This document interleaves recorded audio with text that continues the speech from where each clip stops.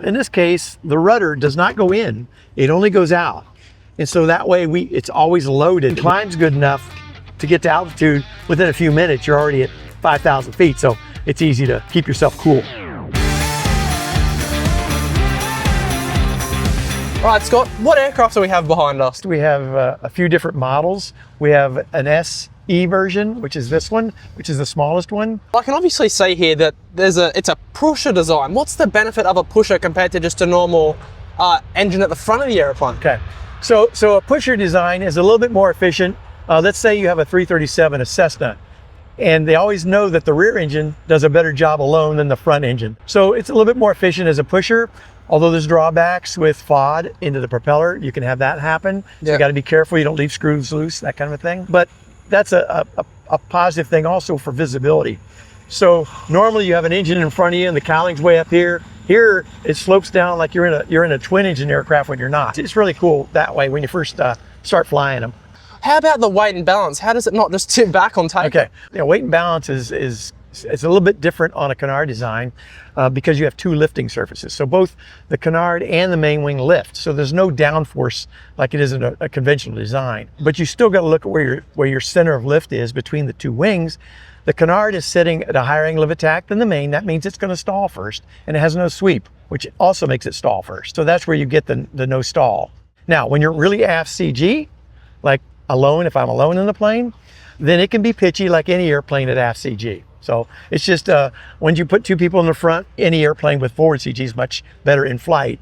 It just takes longer to rotate, things like that happen. All right, so before we were just talking about efficiency of the aircraft. So being a pusher design, is it any more efficient than an engine at the front of the plane? If you look at a conventional design like a 337, a Skymaster, it's faster and performs better on just the rear engine if you're going to compare the front or the back engines. Typically, you don't have a prop blasting across the fuselage, so this is usually a little bit more efficient. Not a huge amount, but a little bit more efficient. So what sort of fuel is the engine running on? So this is a standard Lycoming i360 that runs on 100 low lead, right? Regular aircraft fuel. There is an option for a diesel powered one, but this one's not that. And this one holds about, I think, 65 gallons, 60 plus a sump, so 65 gallons.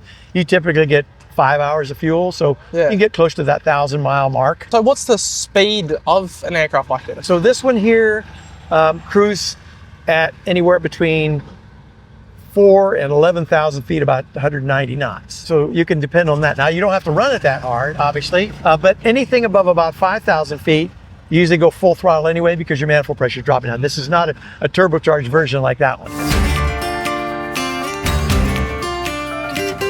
So Scott, what about safety on an aircraft like this, having a Canard wing? All the elite aircraft have a keel running down through the center and a Canard bulkhead there. So it's like a T. And so in an accident situation, it's very, very strong aircraft. And we've seen that from some accidents that's happened. Like any airplane though, you have a certain amount of glide ratio. So if you're flying the airplane, let's say at 11,000 feet, a couple miles up, you should be able to get about a 30-mile range in glide. Wow. So it's about 15 to 1, assuming you gain as much pitch as you can with a propeller, because this isn't featherable. Gain as much pitch as you can, and you have a really good glide ratio. So that's almost twice what a Cessna is. In fact, this design was designed at plus 12 minus 9 Gs. That's what it was. And that's mainly because builders might make mistakes with, ratios of the epoxy, or they left a layer off or whatever. So we want to make it really strong. Yeah. On the Piaggio, on their Canard, it sometimes causes the Piaggio to float down the runway a bit. Yep. Does this Canard cause your airplane to float down the runway? We have a mid-wing design, which isn't as susceptible as a low wing to float. But yes, because it's such a good glider, when you round out above the runway, it'll want to float. Since it doesn't have flaps, you can land it at any speed below 100 if you have to. This design, Danny Mayer's the guy who designed it, put a lot of elevator in it because you have to handle such a big CG shift from me being alone in there and plus putting a 350 pounder with me. Yeah, and this is the elevator. Compared to the Piaggio, which has a flap there and the elevator's in the back, we don't have that. People get confused. They're like, wait a minute, this is nose up. No. This is nose up. The Canard's in the front, not a tail in the back. So even our own builders make that mistake. They're like, I think it's hooked up backwards. And no, it's not. All right, so I've noticed at the back, there's obviously an engine, so there's no big rudder and stabilizer. Where's the rudder located? It's not really a rudder, but we have winglets for yaw stability. So in a Canard design like this, not the V-twin, because we have a tail on the V-twin has a regular rudder, but on here, they're really more like drag producers, right? So yes, they give you some stability this way. As faster you go, the more stable it is this way. In fact, there's no rudder needed at cruise because it locks in. But at slow speeds, you need to use it. And it only goes one direction. So in this case, the rudder does not go in, it only goes out. And so that way it's always loaded and we don't need a counterweight.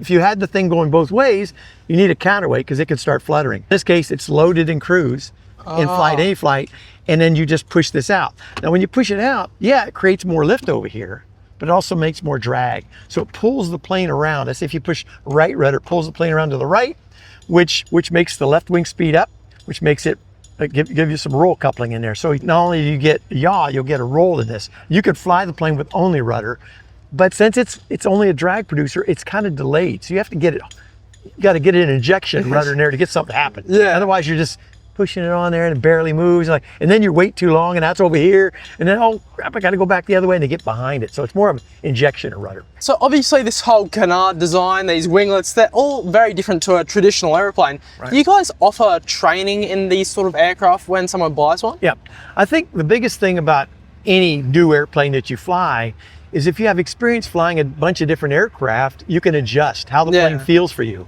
But in our case, going from a Cessna or some low performance aircraft, we recommend you get some Mooney time, some high performance time before you jump into something that climbs 4 times faster than you're used to. So we want you to start to get more ahead of it.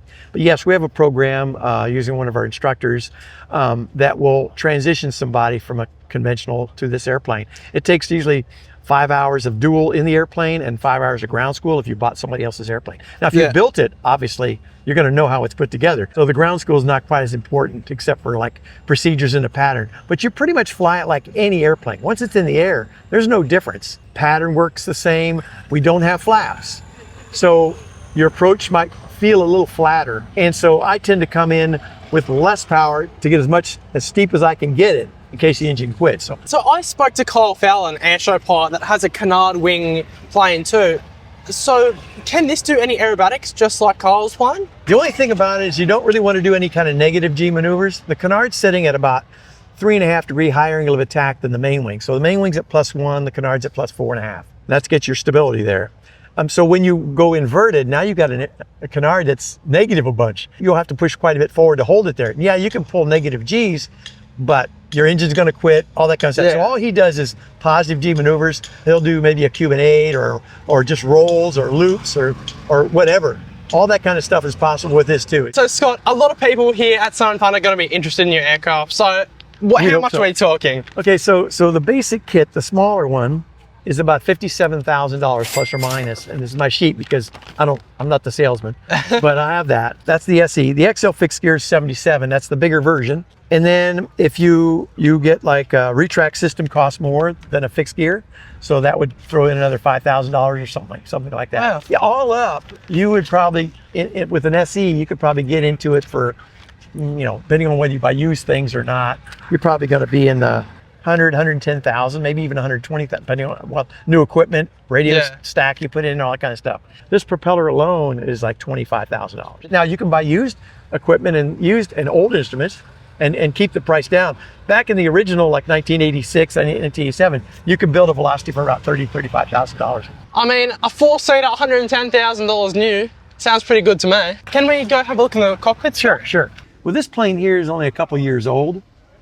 And it's got obviously the full, Garmin G3X plus the G5 here and all the fancy equipment here. But you see all the models are 4-seat or more.